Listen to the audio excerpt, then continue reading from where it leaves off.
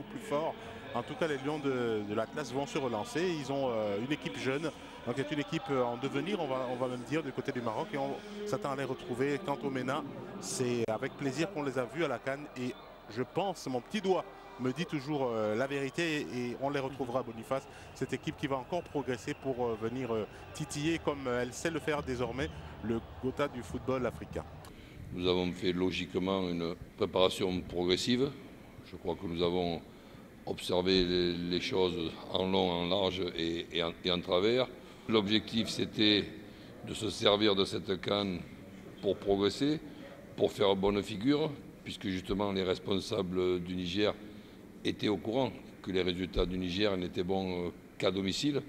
Après cette CAN, il faudra tirer les enseignements de ce qui a été fait, de ce qui a été bien fait, de ce qui a été un peu moins bien fait, voire même mal fait, pour pouvoir progresser comme c'était l'objectif. Après cette CAN, il y a, disons, beaucoup d'espoir pour le Niger de devenir une nation importante, je dirais même un trouble fait par rapport à ces grandes équipes qu'il y a en Afrique, ce que n'est pas encore le Niger. Mais je pense que le Niger peut avoir cet espoir-là. Et dans les semaines à venir, je suivrai avec beaucoup de curiosité et beaucoup d'affection tout ce qui se passe au Niger, puisque l'une des raisons qui m'a conduit à accepter ce challenge, c'est aussi le fait que je pouvais travailler avec des gens sérieux, des gens compétents. Pour sa part, le représentant du ministre de la Jeunesse, des Sports et de la Culture a confirmé l'appui du ministère aux côtés du MENA du Niger. Le stage que nous avons pris en cours, de notre point de vue, s'est passé dans de très bonnes dispositions d'esprit, aussi bien au niveau de l'encadrement technique qu'au niveau du groupe joueur. Cet état d'esprit a prévalu jusqu'à notre arrivée ici à Libreville. Le ministère a été en amont de la préparation de cette compétition et la contribution du ministère a été essentielle à tout point de vue.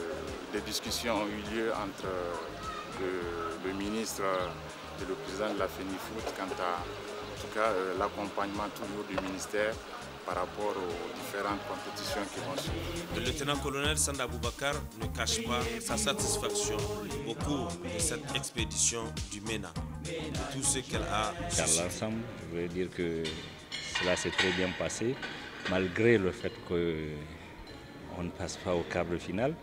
Je pense que nous avons une bonne prestation de notre équipe et nous sommes fiers de ce que nous avons fait pour cette première participation.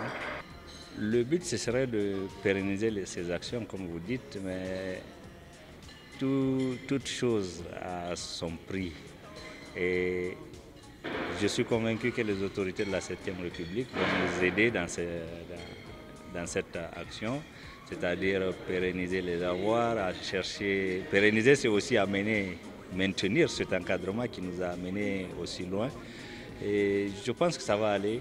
On va mettre on va doubler d'efforts pour pouvoir garder ce qu'on a, le minimum qu'on a eu, et si possible renforcer cela plus tard pour la CAN 2013 et la Coupe du Monde, les éliminatoires de la Coupe du Monde qui nous attendent dès juin.